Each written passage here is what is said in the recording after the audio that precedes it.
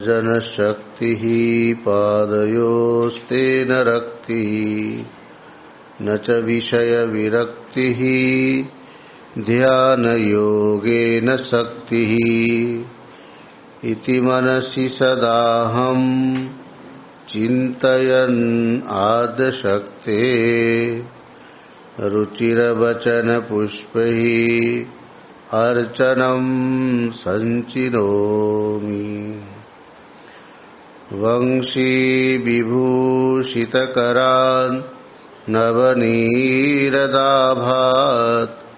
पीताम्बरादरुणबिम्ब फलाधरोष्ठात्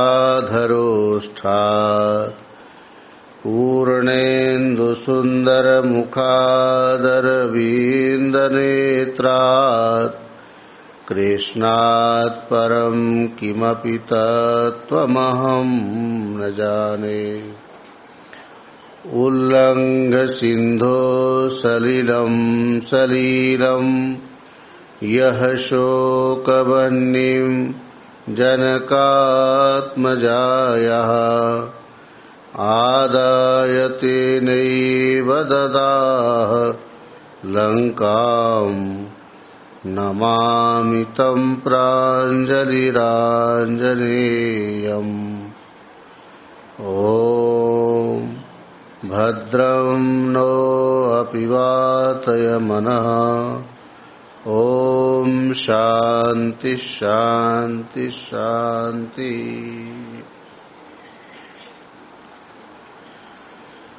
श्रावण मास, पवित्र मास, पुरुषोत्तम मास कथा आप लोग सुन रहे हैं।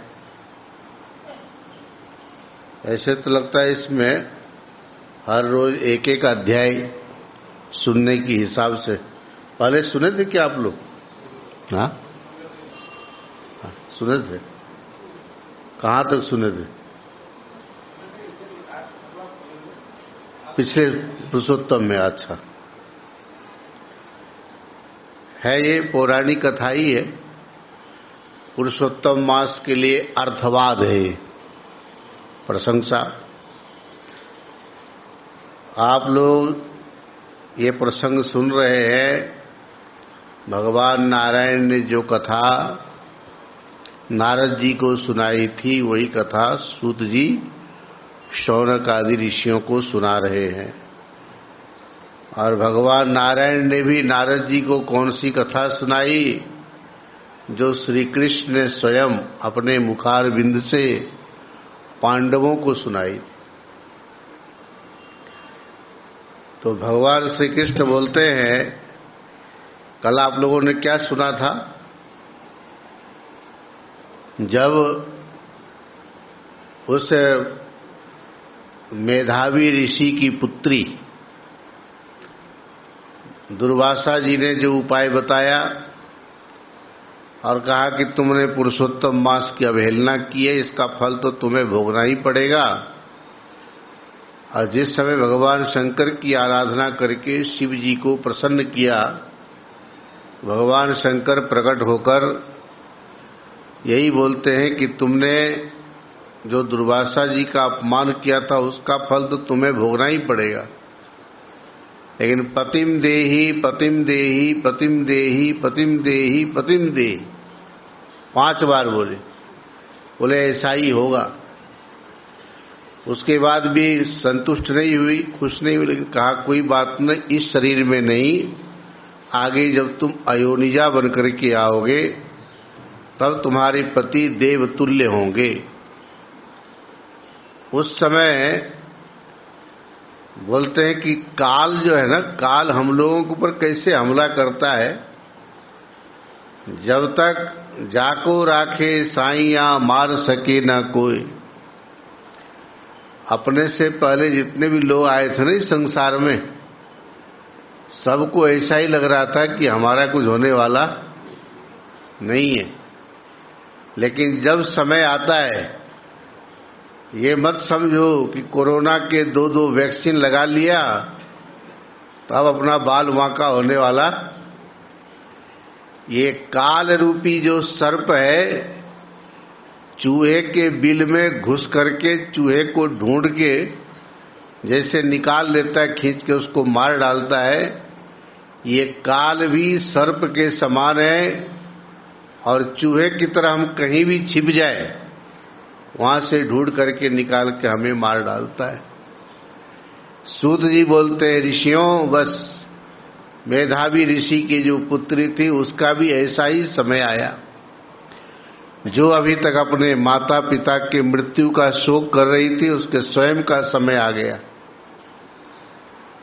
और काल ने दबोच लिया, आश्रम में मर गई, शरीर छूटा।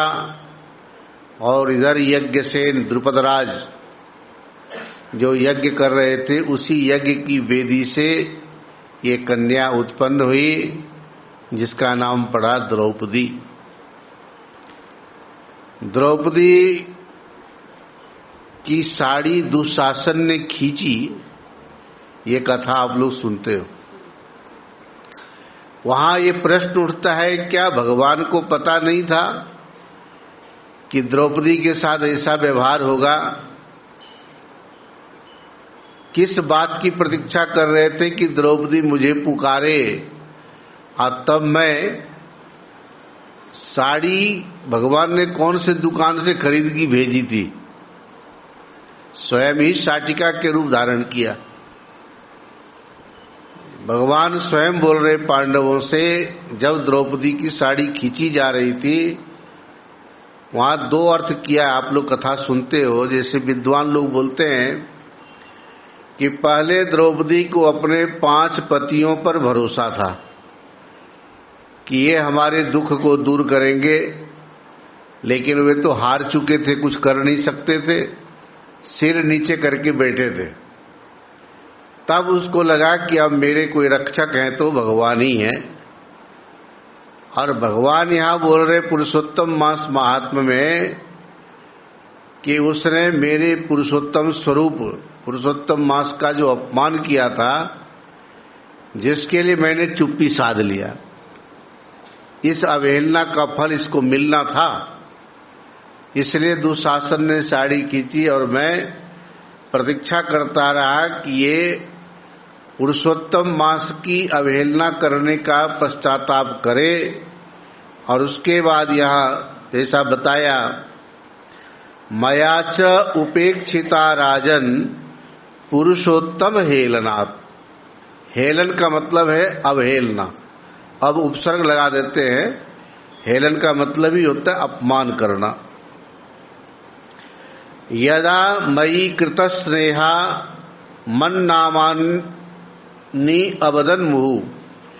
मैं जबकि द्रौपदी से बहुत स्नेह करता हूँ, द्रौपदी भी मुझे बहुत मानती है, वो अपनी जगह है, लेकिन जब वो पुकारने लगी, दामोदर दया सिंधो कृष्ण कृष्ण जगतपति, हे नाथ हे रमानाथ केशव क्लेशनाशन, न माता न तातु न च भ्रातृवर्गो न सख्यो न जामिर न वै भागिनेय, न बंधुर्न चेष्टो न वै प्राणनाथो, ऋषिकेश सर्वं भवानेव मेस्ति। अभी आप लोग सुनते हो ना, वो इंस्टाग्राम में जो प्रोग्राम आता है, उसमें पूछा, महाराज जी ये कृष्णाय वासुदेवाय हरे परमात्मने प्रणत क्लेशनाशाय गोविंदाय नमः का कितने बार जाप करें? बोले जप करने की जरूरत नहीं है उसकी, जप तो मंत्र का होता है, ये है पुकारने के लिए। भगवान को पुकारना भी आना चाहिए। कभी ऐसा हो तो ये देखो, यहाँ द्रौपदी ने भगवान को पुकारा। दामोदर दया सिंधु, भगवान का ये सब नाम आप लोग जानते हो। कृष्ण कृष्ण जगतपते, आप जगत के स्वामी, हे कृष्ण। हे नाथ हे रमानाथ, आप अनाथों के नाथ हैं, लक्ष्मी के पति हैं। केशव हैं, जल में शयन करते हैं तो आपके घुंघराले बाल हैं। समस्त भक्तों के दुखों को दूर करने वाले होने के कारण आपका नाम है क्लेश नाशना, प्रणत क्लेश नाशाय। न माता न तातो न च भ्रातृवर्गो, अब न मेरी कोई माँ है न पिता है, न कोई बंधु बांधव है न भाई है, कोई मित्र नहीं आपके सिवाय, न जामिर न वही भागिनेय, न सखियां हैं, न कोई बहन है न भांजा है, न बंधुर न चेष्टो न वही प्राणनाथो, हमारे कोई इष्ट देव भी नहीं है। इसलिए हे ऋषिकेश, मैं अपनी भावना आपके चरणों में अर्पित करती हूँ। गोविंद गोपिकानाथ दीनबंधो दयानिधे, दुःशासन पराभूताम किम न जानासि माम प्रभु। दुशासन मेरा इतना बड़ा अपमान कर रहा है, क्या आप नहीं जानते हो? किस बात के लिए आप मेरे इस दुख को दूर करने में विलंब कर रहे हैं? भगवान बोलते, जब इस प्रकार से जिस पुरुषोत्तम की अवहेलना की थी, पुनः उसको ये विश्वास हुआ कि पुरुषोत्तम ही मेरी रक्षा करेंगे, उस समय उसने मुझे भुला दिया और अभी याद किया। भगवान इतने प्रतीक्षा तो करते हैं, रोज पढ़ते हो ना आरती में, क्या बोलते हैं? आप सुमग्न स्मरणम त्वदीयम, यही तो है ये, स्मरणम त्वदीयम यदा आपत सुमग्न। जब आपत्तियों में विपत्तियों में मग्न होते, डूब जाते हैं, तो हम क्या करते हैं? आपका स्मरण करते हैं। वैसे इसने मेरा स्मरण किया जो भूल गई थी, और इसने मैंने आकर के वास रूप वस्त्र रूप धारण करके इसकी लज्जा की रक्षा की। सर्वथा मुनिदेवानाम सेव्योयम पुरुषोत्तम, इसलिए जो कोई भी पुरुषोत्तम की उपेक्षा करते हैं, अवहेलना करते हैं, उसको संकट में पड़ना ही पड़ता है। इसलिए ऐसा पवित्र मास, पवित्र अवसर आने पर व्यक्ति को बड़े आदर पूर्वक इसका सेवन करना चाहिए।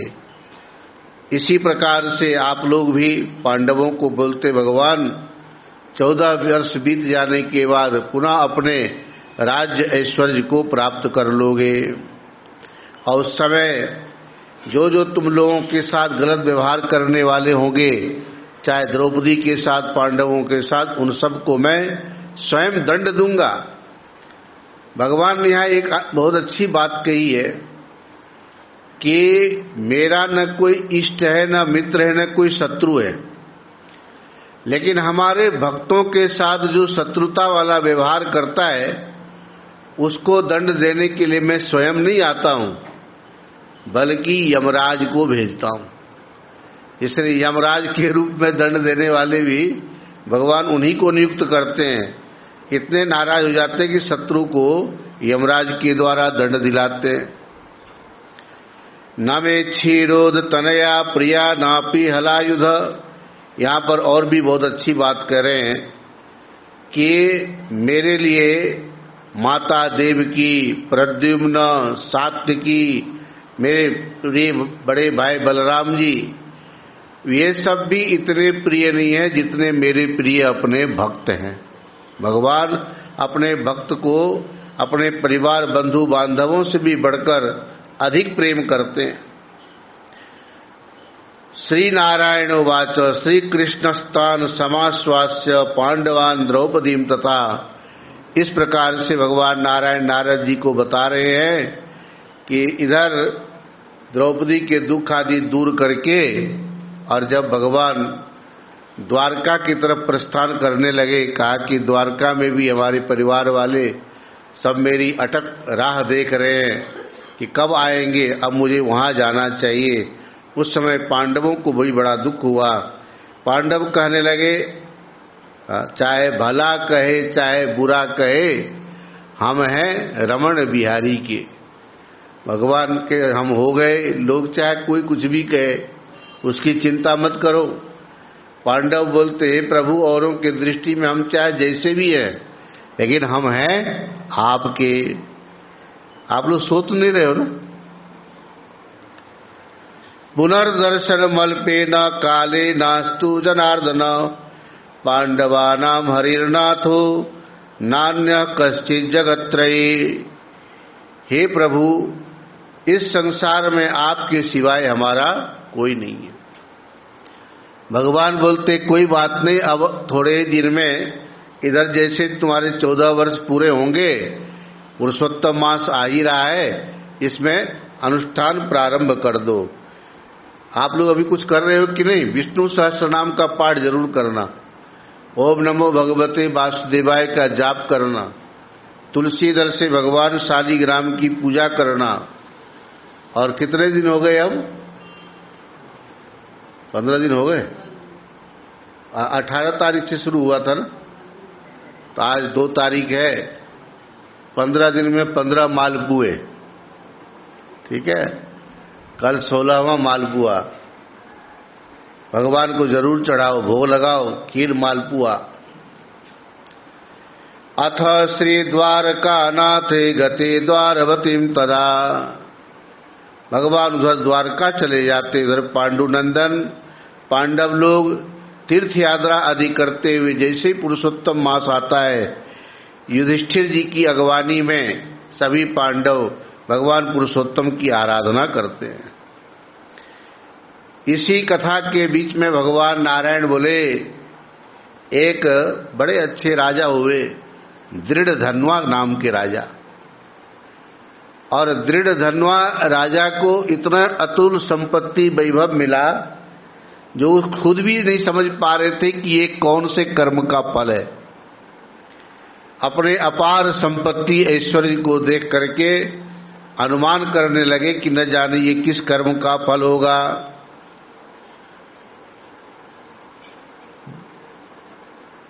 अस्य महात्म्यमखिलम वेत्ति नारायण स्वयं।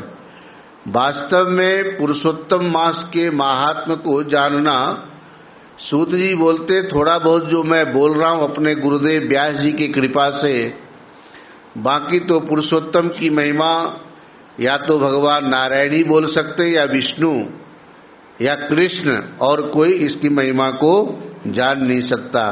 हम लोग भी भाग्यशाली हैं, इस घोर कलिकाल में भी पुरुषोत्तम मास महात्म की कथा सुन रहे हैं। ये किसी पुण्य कर्म का ही फल है। नारद जी ने जो बताया था, तो नारद जी को भगवान नारायण ने, तो शौनक आदि ऋषि बोलते ये दृढ़धन्वा कौन हुए, इनको ऐसे ऐश्वर्य की जो प्राप्ति हुई है, जरा ये भी कथा सुना दो। जब उनका नाम ले ही लिया आपने, बोले ठीक है सुनो, ये भी एक इतिहास है। इतिहास का मतलब जानते ना, इति ह आस, इस प्रकार से ऐसा हुआ, इसका नाम है इतिहास। कभी कोई पूछे तो इति ह आस, ऐसा हुआ पूर्व काल में, एक साथ मिला के इतिहास बोल देते जल्दी जल्दी में। शृण्वन्तु मुनयः सर्वे चरित्रम पापनाशनम यथादीत गुरु मुखाद राज्ञो वै दृढ़धन्वना। ये राजा दृढ़धन्वा, इनके पिताजी का नाम था चित्रधर्मा और हैहय देश के राजा थे। मान लो पुष्करावर्तक नाम के नगरी के राजा थे, पुष्करावर्तक, हैहय देश के राजा चित्रधर्मा, जिनके पुत्र थे दृढ़धन्वा। इनको गुरुकुल में पढ़ने के लिए भेजा तो बड़े बुद्धिमान थे। शिक्षा, कल्प, व्याकरण, निरुक्त, छंद, ज्योतिष, वेद के जितने ये 6 अंग हैं, इसको बोलते षडंग वेद। वेद के अभिप्राय को जानने के लिए इन 6 अंगों का अध्ययन भी करना बहुत जरूरी होता है, तभी वेद के अभिप्राय को समझ सकते हैं। खास करके वेद के मंत्रों की व्याख्या करने के लिए व्याकरण और शब्द का जाल ज्यादा जानना, और शब्द जाल वोकेबुलरी, डिक्शनरी क्या बोलते हैं ना, अमरकोश आदि तो है ही। वेद के मंत्रों की निष्पत्ति कैसे हुई है, इसके लिए भगवान चारु यास्क ने जिस ग्रंथ की रचना की उसका नाम है निरुक्त शास्त्र। निरुक्त उसको पढ़ना पड़ता है, तभी विद्वान लोग वेद के मंत्र के अभिप्राय निकाल पाते हैं। वेद तो परमात्मा का निश्वास है, श्वास है, लेकिन जिसकी जैसी बुद्धि होती वह अपने बुद्धि के अनुरूप वेद के मंत्रों का अर्थ निकालते हैं और अपने अपने संस्कार के अनुरूप वेद के मंत्रों के अर्थ को निकालकर और अपने जीवन में लाने की कोशिश करते हैं। इसलिए भागवत में एक जगह भगवान कृष्ण ने उद्धव जी के बहाने जब कर्म मार्ग, भक्ति मार्ग, ज्ञान मार्ग का उपदेश दिया तो वहाँ कह दिया कि देखो, प्रायः वेद के मंत्रों के अर्थ तोड़ मरोड़ करके जो निकालते हैं वो केवल अपने स्वार्थ पूर्ति के लिए, और स्वार्थ पूर्ति के लिए किए जाने वाले वैदिक प्रयोग फल तो देगा लेकिन फल दे करके नष्ट हो जाएगा, अर्थात उसका परिणाम अच्छा नहीं है। इसलिए वेद में जिस मोक्ष का, धर्म का प्रतिपादन किया गया है उसी का ही सहारा लेना चाहिए, अन्य चीजों के चक्कर में न पड़े। ऐसे दृढ़ धन वहाँ गुरुकुल में जाकर के विद्या अध्ययन करते हैं, बड़े बुद्धिमान हैं। पढ़ करके जब लौट के आए तो चित्रधर्मा जी ने सोचा कि अब तो सुयोग्य हो गया मेरा बेटा, देश के प्रजा लोग भी सब खुश, सुंदर युवराज, राजकुमार, पढ़े लिखे, शिक्षित। उस समय चित्रधर्मा के मन में आया, आराधयामि श्री कृष्णम द्विभुजम मुरलीधरम, अब मुझे भी भगवान की आराधना करनी चाहिए, समय आ गया। ये भी भगवान की कृपा से ही संभव होता है। ईश्वरानुग्रहादेव पुंसाम अद्वैत वासना, जब आपके मन में परमात्मा को जानने की इच्छा हो, सत्शास्त्रों को सुनने की इच्छा हो, मंदिर जाना, पूजा करना, तीर्थ यात्रा करना, ये भगवान के अनुग्रह का फल है। सबके मन में ऐसा नहीं आता, और कभी कभी आ भी गया तो इतने बहानेबाजी है। कभी किसी को बोलते हैं ना, बम्बई में सत्संग कर रहे हैं और न्यूज में दिखाते होंगे बम्बई में तो बारिश बहुत हो रही है। बोले बम्बई में तो बारिश बहुत, कथा में लोग आते हैं। मैंने कहा ये मुंबई है, बारिश हो चाहे कुछ भी हो, लोग नहीं रुकते, अपना अपना काम सब करते हो। कहाँ कहाँ सब आ ही जाते जैसे भी समय निकाल के। सवेरे 7:30 बजे स्वाध्याय में, 7:30 बजे किसको बोलते हो, तो लोगों का सोने का समय होता है, उसमें तो सोना शुरू करते हैं लोग, रात भर तो मोबाइल देखते हैं, फिर सवेरे कहाँ नींद खुलेगी, और यहाँ लोग स्वाध्याय में आ जाते हैं। कितनी बड़ी बात है, ये आपके हार्दिक जिज्ञासा का फल है। आप हमारे कहने से कितने दिन आओगे, महाराज जी कहेंगे अब 1 दिन आओगे, 2 दिन आओगे, तीसरे चौथे दिन आदमी प्रमादवशात पुनः संसार के ही प्रपंचों में उलझ जाता है। आंतरिक इच्छा होनी चाहिए कि हमें अपना आत्म कल्याण करना है। मोबाइल के डाटा खत्म करने से अपना कल्याण होने वाला नहीं है।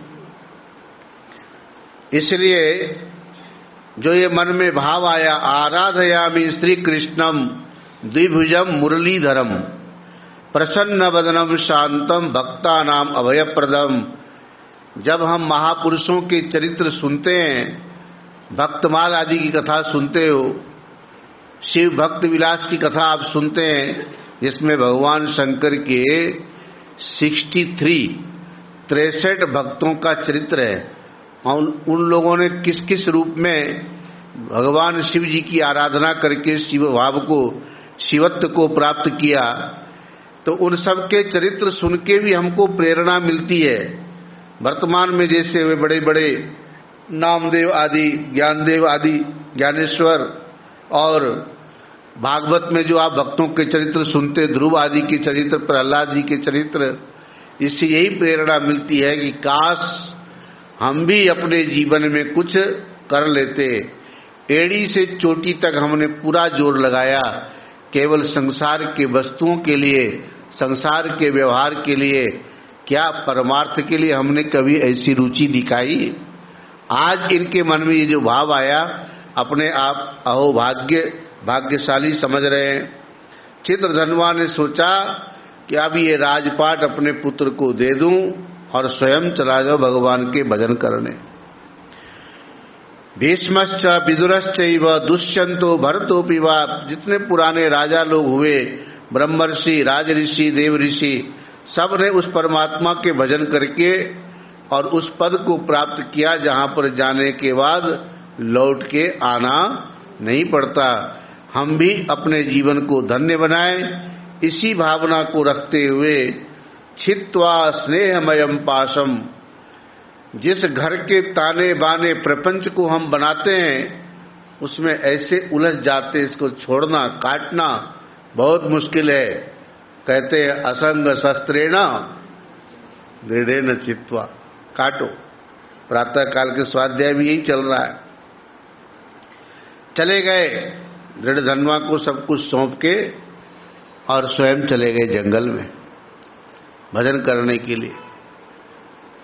कुछ समय के बाद जब खबर मिली चित्रधर्मा का शरीर छूट गया, लेकिन गोलोक चले गए, गोलोक पद की प्राप्ति हुई।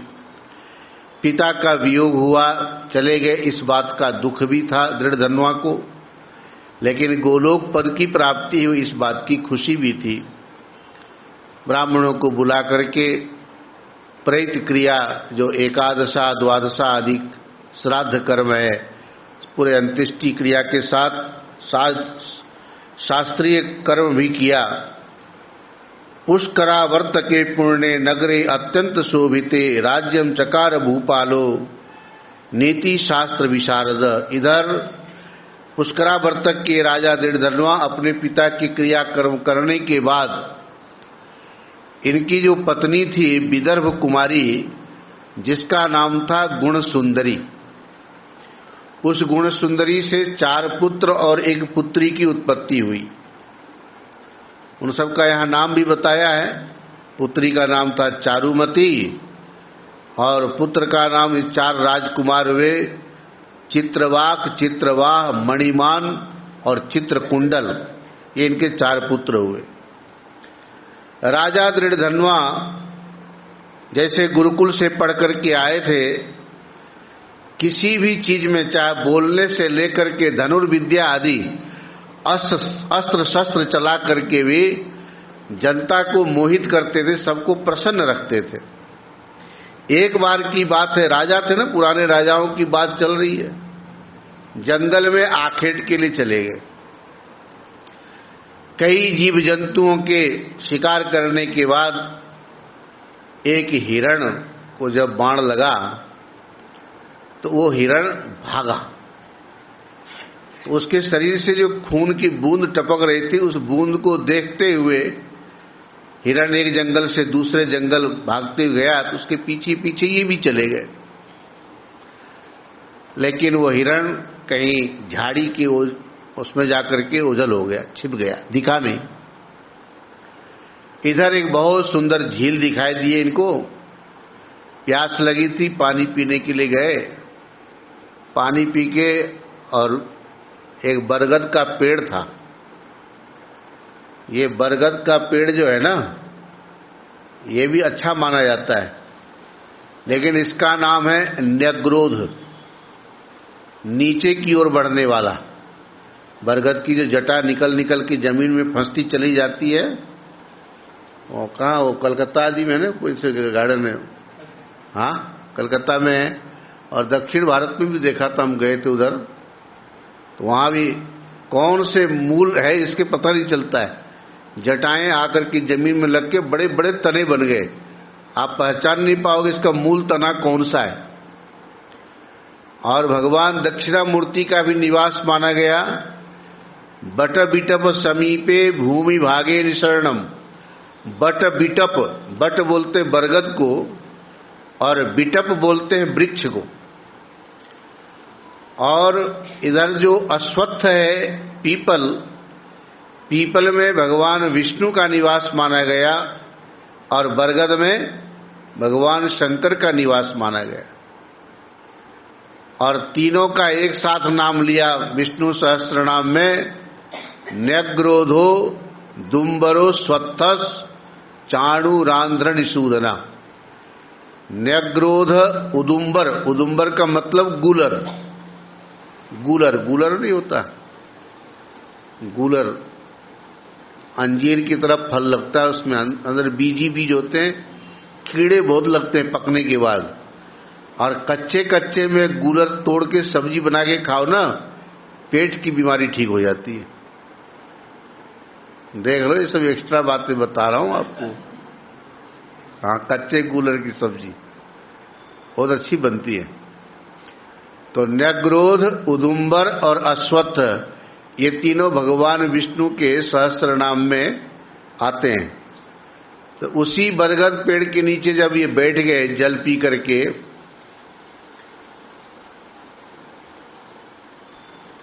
कश्चिद मृगो हतेरण्ये बाणेन दृढ़ धन्वना बनाद बनांतरम यातो बाण मादाय सत्वरम। मानो हिरण जो अपने पीछे पीछे दौड़ा के उनको इतने जंगल में ले आया, इसमें भी यही कारण होगा।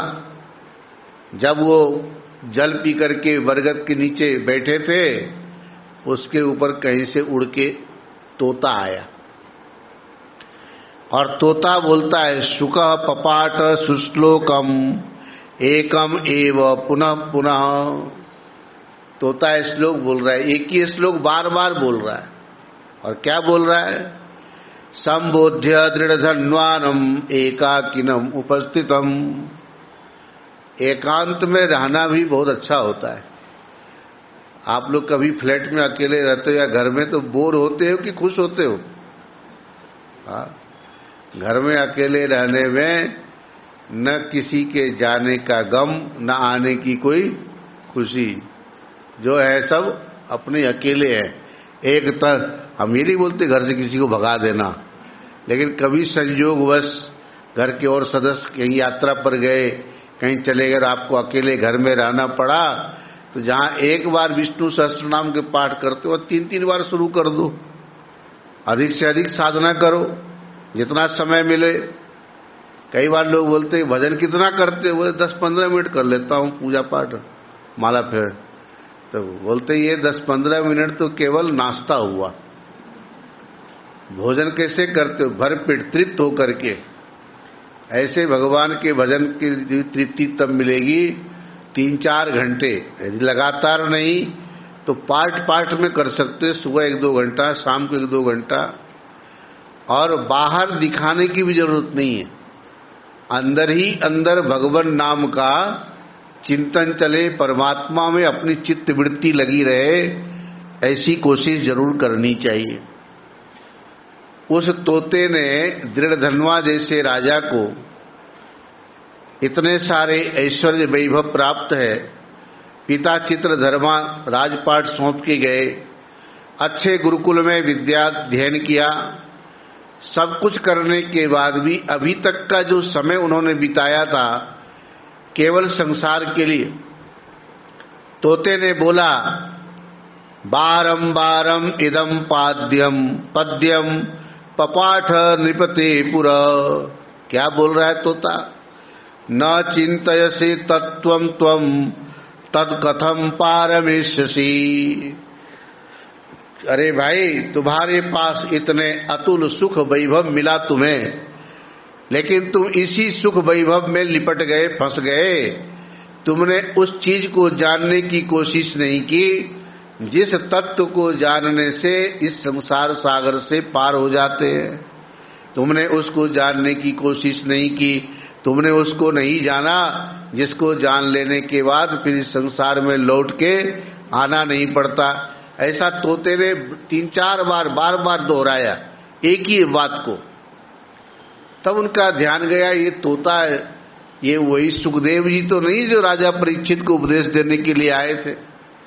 वही कहीं व्यासपुत्र सुखदेव जी यहाँ आकर के हमें भी सावधान कर रहे हो। किम तदुक्तवान कीर एकम पद्य पुनः पुनः। संस्कृत में सुख का एक नाम है कीर। कलौ कीरेण भाषितम, भागवत में आता है। कलयुग में जैसे द्वापर के अंत में राजा परीक्षित का उद्धार किया सुखदेव जी ने, उसी प्रकार से यहाँ पर भी कीड़ के रूप में ये तोते को जो लोग रखते हैं, इसका कारण ही यही है। तोता रटंतु विद्या बोलते हैं ना, और कुछ ना हो तो जो आप उसको रटा दोगे तो आते जाते सबको वही सुनाता रहता है और बड़ा अच्छा लगता है।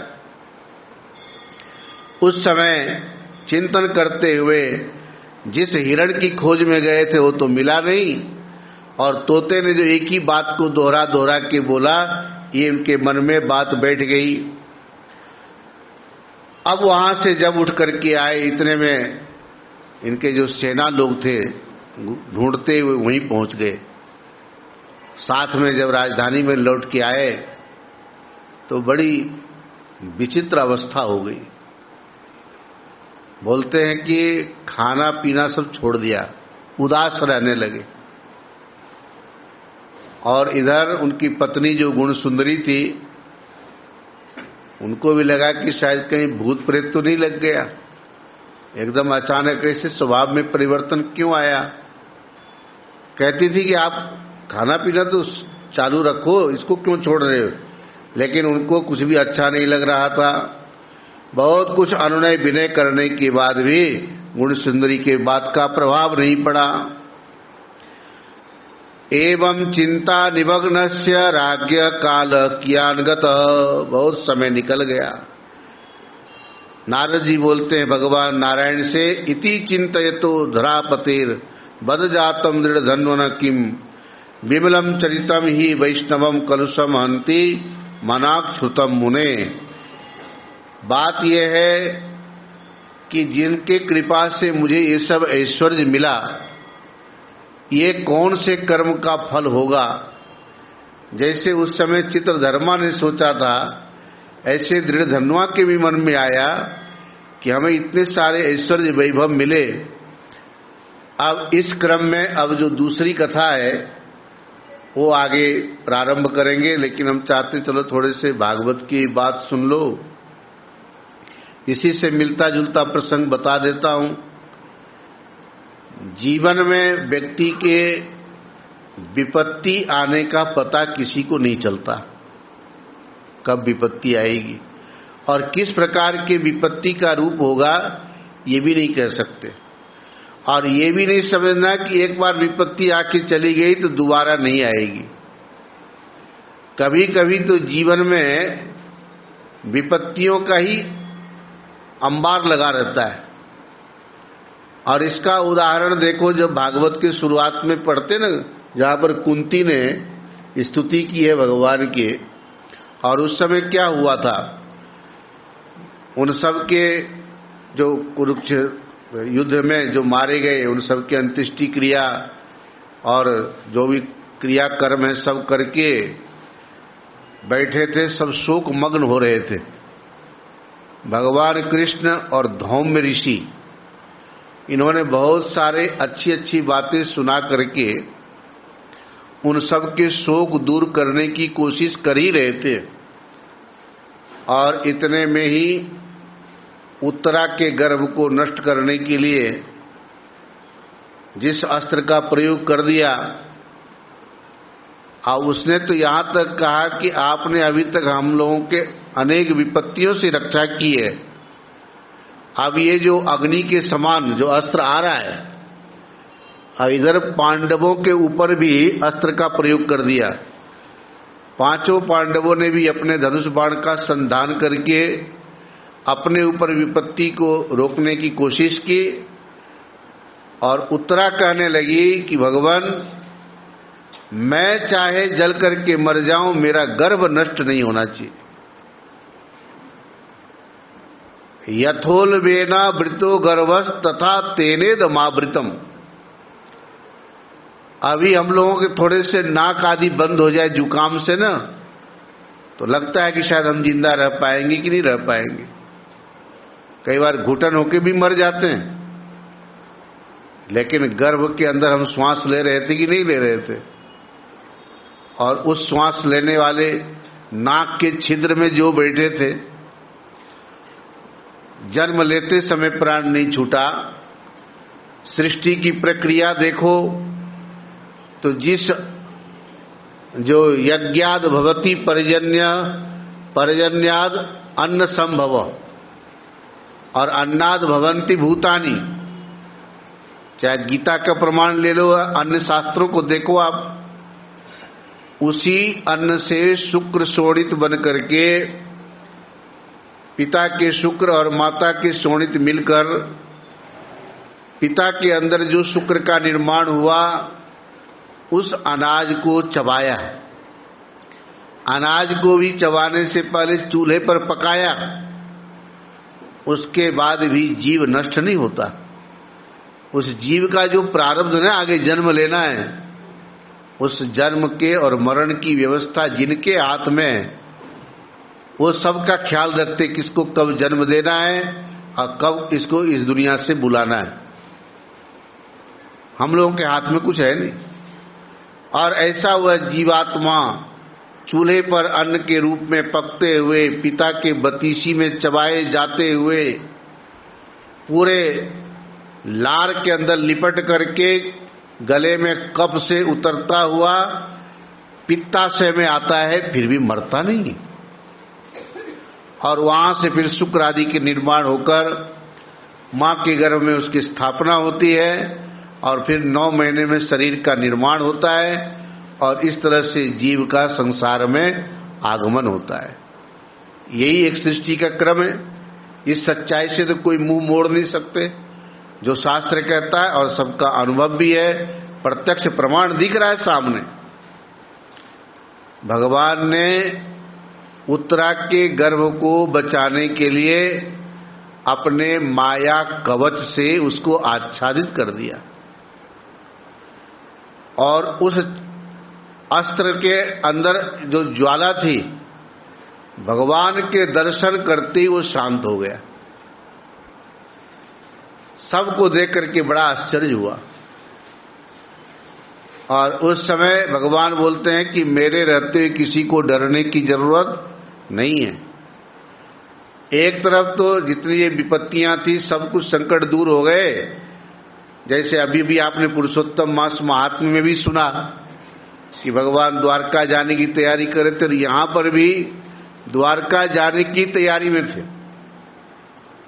बुआ जी आपका सब काम हो गया, अब तो मैं यहां से जाऊं। उस समय कुंती ने जो स्तुति की है उसमें एक श्लोक बहुत प्रसिद्ध है, आप लोगों ने याद किया कि नहीं मालूम नहीं। विपदः सन्तु न सस्वद तत्र तत्र जगद्गुरु भवतो दर्शनम यत् स्यात् अपुनर्भव दर्शनम। हे भगवान, जब भगवान बोलते ना बुआ जी आपका सब काम हो गया, अब मैं जाता हूं, तो काम हो गया का मतलब था कि आपके जितने भी संकट आने वाले थे सब हमने टाल दिया, अब मेरा यहाँ क्या काम है।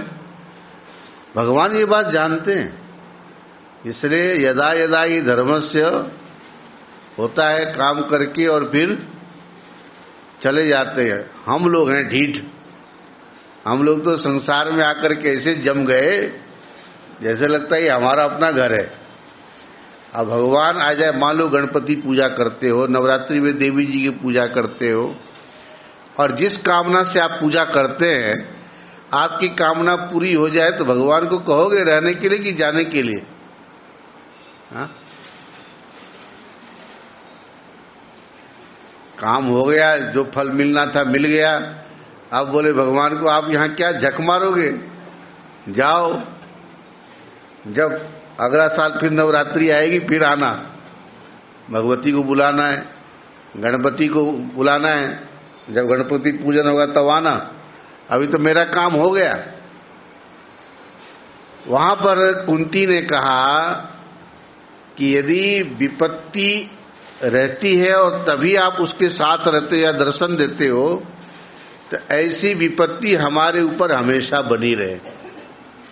कुंती का भाव देखो, क्योंकि नमो अकिंचन वित्ताय, दुनिया में जो लोग बाहर के धन के भरोसे रहते हैं ना, उनको भगवान के ऊपर भरोसा नहीं होता। नमो अकिंचन वित्ताय, जो अकिंचन है, जिसके पास कुछ नहीं है, उसका धन आप है। क्योंकि धन के अभाव में क्या होता है, लोग आपका स्मरण करते, भजन करते हैं। कल आपने सुना था ना शंकर जी के और विष्णु जी के स्वभाव में क्या फर्क है, यही है। तो वही कुंती स्तुति में ही वो भी लिखा है, नमो अकिंचन वित्ताय। तो विपदः संतु न शाश्वत, वह विपत्ति हमारे ऊपर स्थायी रूप से हो जाए। कारण क्या है, आप भी स्थायी रूप से यहीं बने रहोगे और आपके रहने से होगा कि आपका दर्शन होता रहेगा। भवतो दर्शनम यत् स्यात्, और आपके दर्शन का फल ये है अपुनर्भव दर्शनम, उसको फिर संसार का दर्शन नहीं होता, संसार का दर्शन उसे नहीं करना पड़ता। इसलिए वही आपद सुमग्न स्मरणम त्वदीयम करोमि दुर्गे करुणार्णवेशी। वहाँ ईशी शब्द है और शिवे भी पढ़ देते हैं, लेकिन ईशी ही है, छोटा इकार है। करुणार्णवे, तो करुणार्णव ईशी, करुणार्णवेशी। नैतत् छठत्वम न एतत् षठत्वम, नैतत् छठत्वम मम भावयेथा क्षुधा तृषार्ता जननीं स्मरन्ति। भूख और प्यास से पीड़ित होने पर जैसे बच्चे माँ को पुकारते हैं, वैसे माँ मैं आपको पुकारता हूँ। यदि हमसे कोई सठता हो भी गई है, ना भाव ये था, मन में ना लें।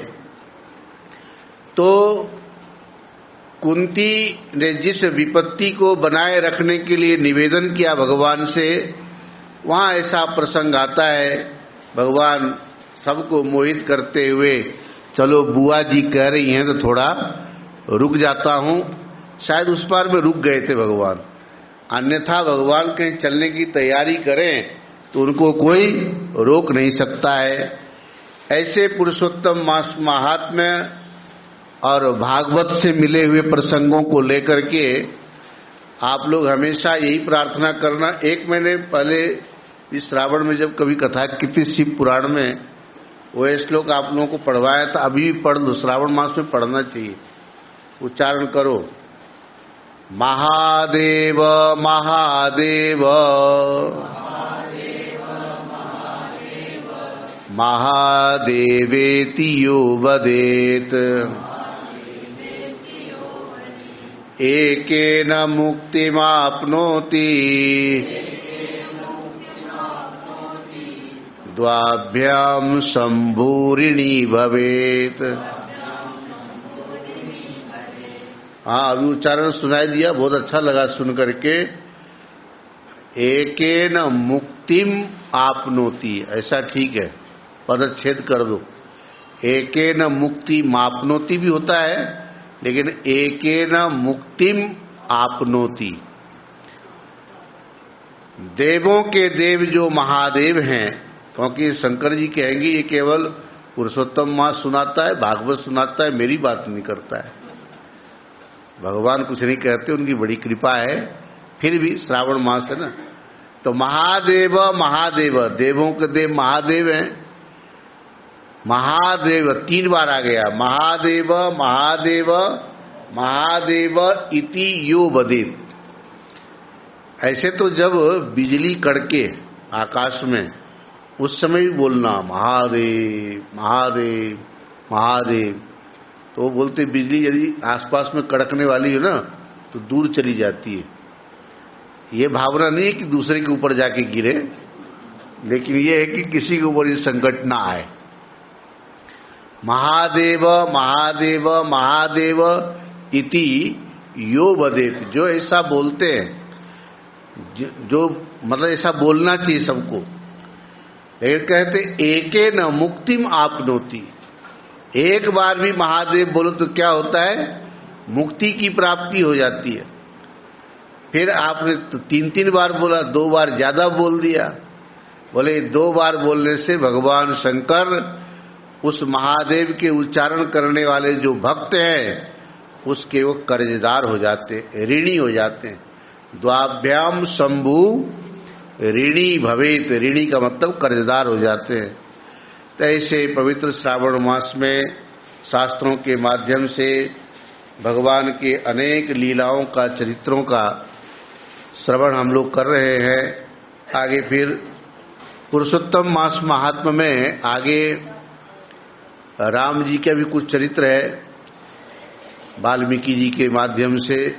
ये सब जैसा जैसा प्रसंग आएगा आप सुनना। आज फिर यहीं पर कथा को विश्राम देते हैं। ओम पूर्णमिदं पूर्णात् पूर्णमुदच्यते पूर्णस्य पूर्णमादाय पूर्णमेवावशिष्यते। ओम शंकरं शंकराचार्यं केशवं बादरायणं सूत्रभाष्य कृतौ वन्दे भगवन्तौ पुनः ईश्वरो गुरुरात्मेति व्याप्तदेहायो दक्षिणामूर्तये नमः। शांति शांति।